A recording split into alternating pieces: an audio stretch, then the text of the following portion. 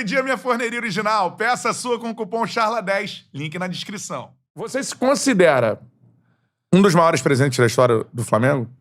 Como é que é o nome do presidente da Flá Churrasco? Presidente Flá Churrasco. Não dá o nome dele. Não, presidente, obrigado pela pergunta, né? Obrigado Presidente. Né? Eu acho que apesar de você ter gasto R$10 aí, eu acho que eu não sou a pessoa mais indicada para isso. Né? Essa coisa, não, você se considera o maior, um dos melhores e tal. Isso aí, quem tem que avaliar são os outros. Né? O que eu posso garantir aí pro presidente Flá Churrasco é que eu dei tudo de mim, né? Passei 6 anos lá me dedicando totalmente, fiz o melhor que eu pude. Se eu não consegui mais, né? Não foi por falta de esforço, não foi por falta de dedicação. E agora quem tem que me avaliar são os outros, né? Então agora voltei para arquibancada e, né? Aí eu posso querer avaliar os outros também, mas até o fato de ser ex-presidente acho que não é muito adequado. É isso, mas porque tem essa situação exatamente pela mudança, né? Não, tá lá no panteão. Eu também não sei se eu vou, porque existiram outros presidentes em outras fases, mas com certeza o lugar do Bandeira tá ali.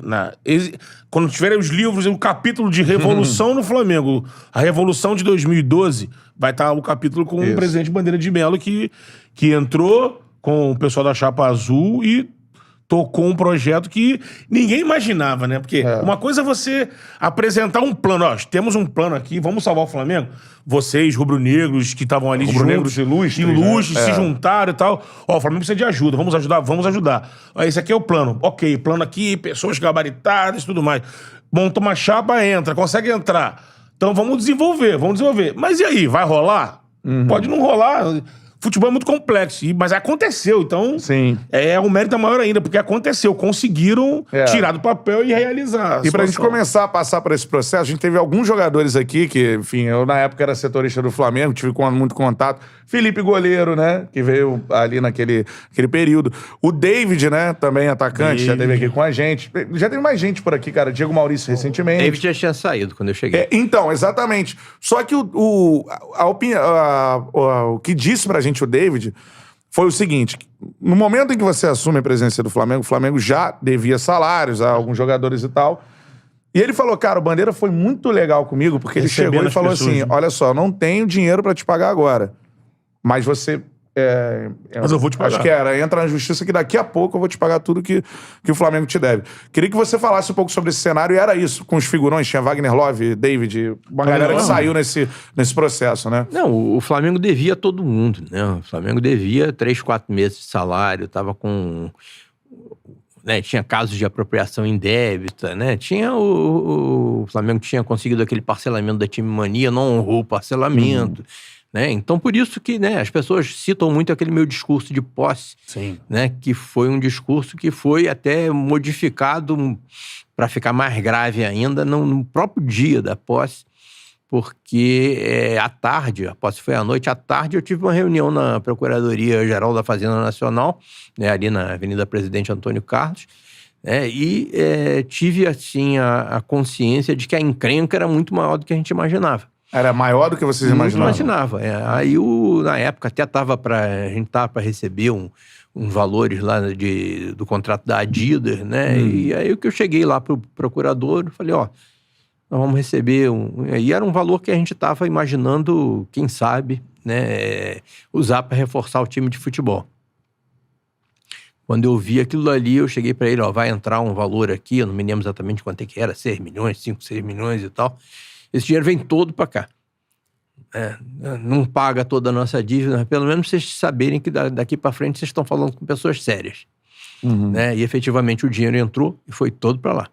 Né? E o meu discurso de posse foi exatamente em cima disso. Né? O Flamengo é um clube que tem 40 milhões de torcedores, boa parte deles pessoas humildes, muitas crianças e tal, pessoas que têm no futebol o seu principal ponto de relação, de contato com a realidade.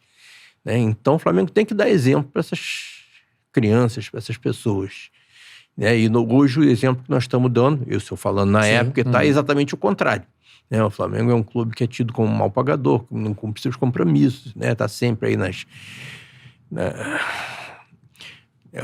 nas páginas esportivas, quando o Flamengo pagava o mês de novembro, já era março do mês seguinte, do ano seguinte. Né? Então, é aquela coisa, né? Eu tinha trabalhado numa empresa por mais de 30 anos que nunca atrasou meu salário nem 15 minutos.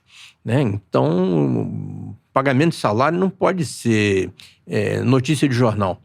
Né? Deu o 5º dia útil do mês seguinte e tal, você tem que pagar o salário. Isso não é notícia. Né? Então, o que acontecia? Esses jogadores aí, você citou o Felipe, né?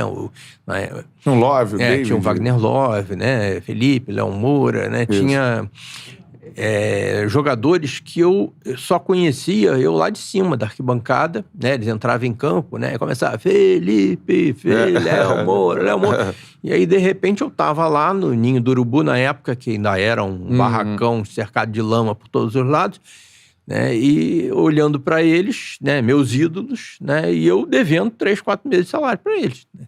Caraca. Né? Aí o que eu falei para eles, tô aqui morrendo de vergonha de estar aqui na frente de vocês e tal, o clube tá devendo 3, 4 meses de salário para vocês. Vocês podem ter certeza que isso vai acabar. Pode demorar um pouquinho e tal, né? Mas isso vai acabar e a data de pagamento do salário do Flamengo nunca mais vai ser notícia. E efetivamente nunca mais foi ser notícia. Né? Nunca, verdade. Né? A partir de meados de 2013, né? Você como repórter nunca mais deu a notícia, não, o Flamengo pagou 2 meses atrás. Não. Né? Passou a ser um dado do problema. E os passivos que a gente tinha, né? Com atletas, né? Com o David, com o Ronaldinho Gaúcho, com o Romário, com vários treinadores, né? Todos eles, né? A gente teve que compor. Romário, né? É aquela coisa. Romário, então, o Romário. 95 a 97 no Flamengo. O Romário, o Flamengo tinha um acordo com ele que se ele pagasse, o Flamengo atrasasse mais do que 90 dias o pagamento, o acordo vencia, toda a dívida aumentava. Então, ao longo do tempo, essa dívida foi aumentando. Foi ótimo pro Romário. Sim. Né? Mas só que a partir do momento que a gente entrou, nós vamos pagar assim, assim, assado, e pagamos assim. Isso não tem mistério nenhum. Você fazer uma previsão de fluxo de caixa, né? Não tem... Né? Não, vamos planejar o pagamento da dívida. Não, dívida você não planeja, você paga, né? E aí pagamos de acordo com as nossas disponibilidades. E aí foi aí que acabou essa farra, né? Vamos dizer, desses passivos relativos a antigos jogadores, treinadores e tal.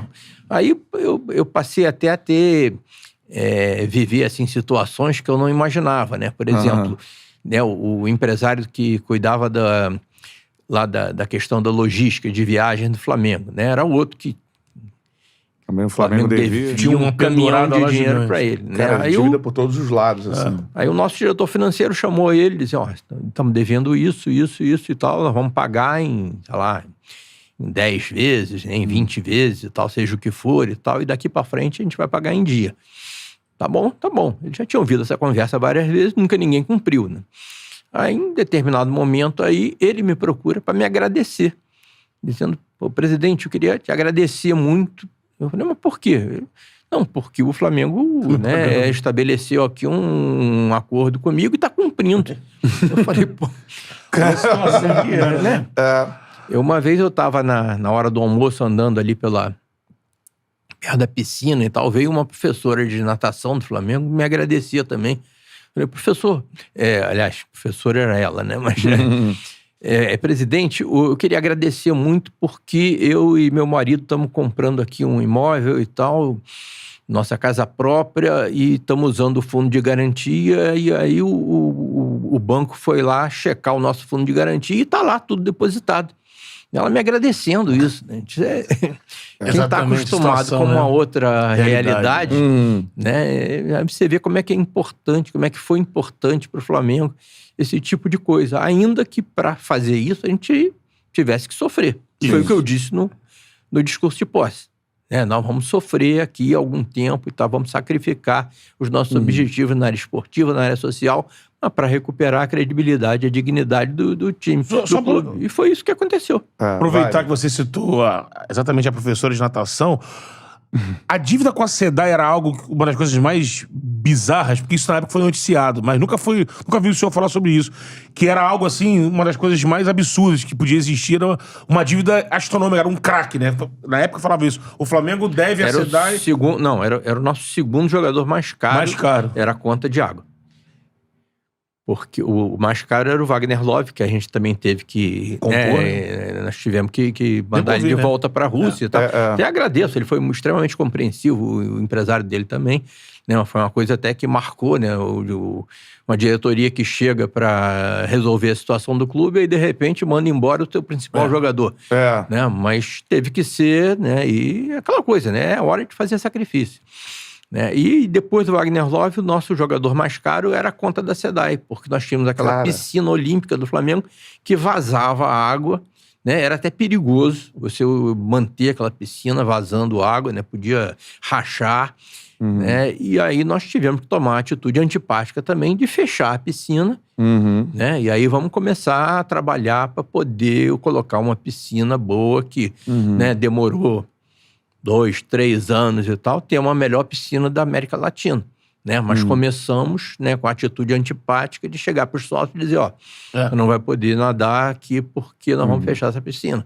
E aí estancou também a questão do pagamento da conta da SEDAI.